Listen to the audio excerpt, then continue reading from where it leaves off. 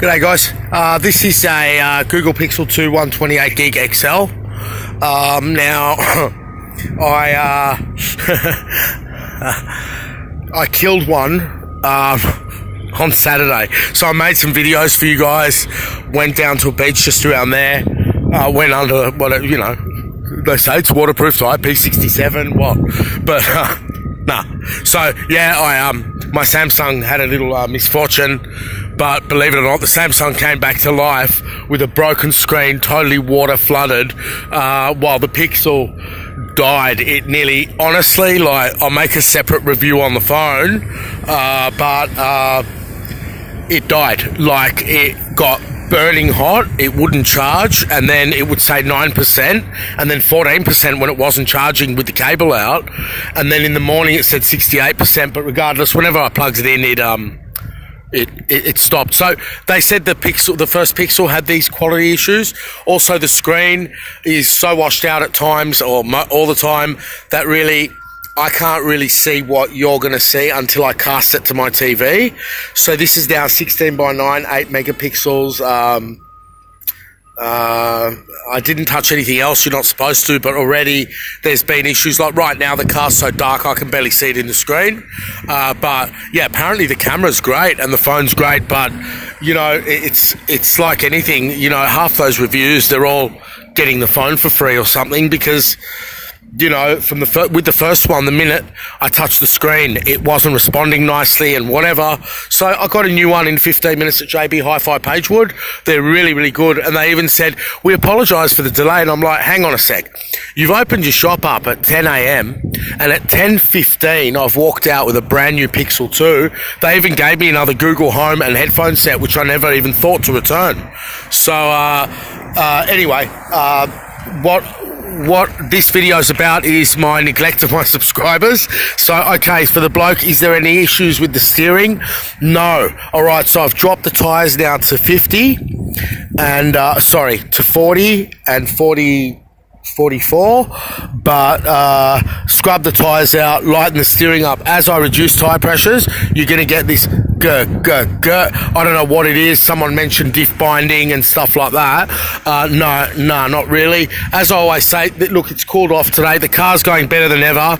I did make a video the other night, which is on the Samsung. I might post before this. I'd had a few too many drinks, but I don't even know what it's about. So I've got to watch it. See, I'm not too intoxicated, but and there's no swearing and stuff too much, but I added a fuel cleaner that night at the workshop because I'd had a bad tank of course, BP. Might not be bad for most cars, but the car was jerking. The performance, I didn't even dare. It was detonating and everything. This is premium unleaded at BP in Matraville. But anyway, the car's going, as I always say, great. It's going amazingly. As I said, rub those tyres out, guys, and just get rid of that deadness, or just look. It's a bit silly saying to rub out expensive tyres. Just put the pressures up and just try it, But make sure you have a little hand gauge, like digital, or digital's probably preferred. I don't. I might get one today from Super Cheap, so I'm going to go look at the TPMS today and stuff like that. Now, another question, has it got more power? Has it got enough power out of the box? And no, it does not have enough power out of the box. But at the end of the day, wait for it to run into that bloke mentioning has it got enough power out of the box, and do everything slowly. Now, in the video I made on Saturday night, I show a downpipe that I had on the previous model, and I talk about doing it one step at a time. So I'm definitely not putting any downpipe on this car, not because only I've become supremely lazy and I'm on holidays in my Hawaiian shorts and I'm walking around on holiday mode all day, but I also am absolutely not wanting that amount of power out of this car. So yes, this car does have enough power out of the box. Another contradiction, it was bogging down a little bit yesterday. My pockets are full of, that's where I was looking at my seats wondering what's going on. This is coarse sand, shells. So all sand is from shells, I guess. I was wondering what's in my pockets.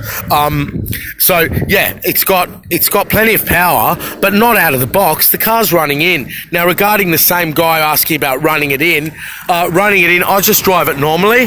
Like, I'll, within a few hundred Ks, take it up to 5,000 RPM or whatever, or 4,000 RPM, but don't listen to me. Subaru has their own procedure in the manual. These guys are making the car. I don't think that they would do anything that would be detrimental to the vehicle. What they would probably do is exaggerate that term a little bit. I think it says 2,000 kilometers from memory. I should have looked at it before I made the video. I have a pause function. So, all right, I'm on the Google Pixel 2. It's got a pause function, but then again, I want to wait and test it to see if I get a call, will the video drop out when it's on pause? Because the Samsung S7 Edge did. So, yeah, how does the car look? Can you guys tell this is a better camera? Because I'm seeing a washed out screen. Like, that boat is clearly quite red, and in the screen I'm seeing it's a really light brown. Yeah, everything seems a bit washed out on my screen, but apparently with this Pixel 2, when we edit photos and videos, you guys on normal devices see oversaturated colours and over vivid colours. It's got a vivid mode, but it does nothing. So the screen on this Pixel 2 is comparable to a Motorola G5, which I've used a bit. Really, not good screen, but I knew that when I bought it. What I didn't know was that it was going to just give me trouble. And now with the second one, I haven't set it up. For some reason, the setup aborted, because it's funny. The first one did not need an Android 8 update. The update must have come out last night, because this aborted the setup. So now I haven't got the instruction of how to plug my Samsung in, because it comes with an adapter, and plug the Samsung in and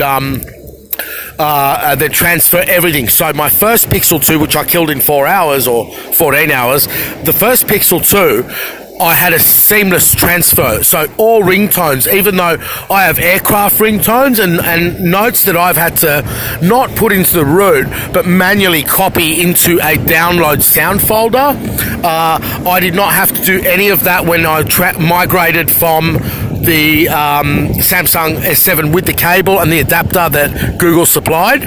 So now I've got people's names not coming up and stuff like that. Now I know I can resume the setup, but I just couldn't find where. So yeah, like, this phone's supposed to be simple. You're not meant to play with the camera. There's nothing to play with. I think, what can I do here? Let's have a look. I can darken it and lighten it. All right, that's a bit better, because I couldn't even, the image was shocking. So, but you're not meant to be touching this camera. So now I've tapped on the car and the camera's gone washed out. So I'll tap on the ground there for focus, and now the car's come back into resolution. So, they hail all these praises, but I don't know. You guys decide. It's now got an anti-stabilization thing, which apparently is amazing. So now I'm walking, and I walk like a bit of a duck. So I'm walking now, right? Especially in dong. So I'm walking now, and I'm bouncing the phone around deliberately up and down. I wonder what it's going to do to the image.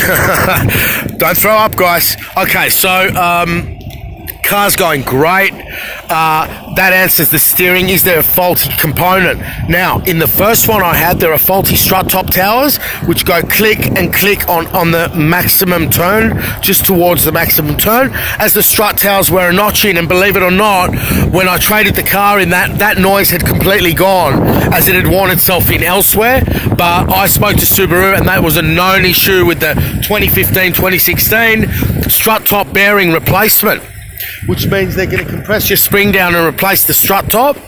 Now, bear in mind, when I say the car's agile and sharper, and it is, the steering's definitely sharpened up much so over the previous one, as in with these tyres and wheels, but I'm forgetting I have a strut brace that I dismissed as non-functional because it flexes in the middle, but I guess it's STI. I mean, some guy said it's a hoax, but surely, I'll ring Subaru and ask them. I'll speak to my mate and ask him, is that strut tower with the little ball and socket in the middle to give comfort and not over rigidity? does it actually make the car more rigid? It's bloody should. So maybe, you know, I don't know if that makes a difference to my driving experience over you guys, or if it's just all in the mind. I never considered that it did anything because it flexes in the middle. So power out of the box, no, not enough power out of the box. Be patient. The problem is, if you want enough power out of the box, you've got to put an octane booster in it. That's basically the reality of the fuel in Australia. So no, it needs to be retuned. It detonates. You know, it'll detonate with bad fuel. Stuff like that. It detonated out of the box with no engine filter. And this is the world we live in. They've got to get the fuel consumption down. Lean mixtures create hotter combustion temperatures. Therefore, bad fuel will then ignite uncontrolled and with a bad propagation, giving you the ping, ping, ping, which is absolutely catastrophic to the engine. And that's what cracks the rings in any car. So, anyway, that's that. I'll follow up with some better videos, but just for now, that's the Google phone. What do you guys think? And I asked the other day, are you guys more Android or more Apple iPhone? Because Australia loves the iPhone and the GTI Golf as well. Number one per capita apparently in the world, I think. So anyway, catch us later. Richard, just remembered I haven't called you. Man, I was just sun-stroked and holiday-stroked, totally having early nights, but maybe I'll text you soon and we'll speak later on. I'm off, so feel free to ring me whenever. All right? Cheers, guys.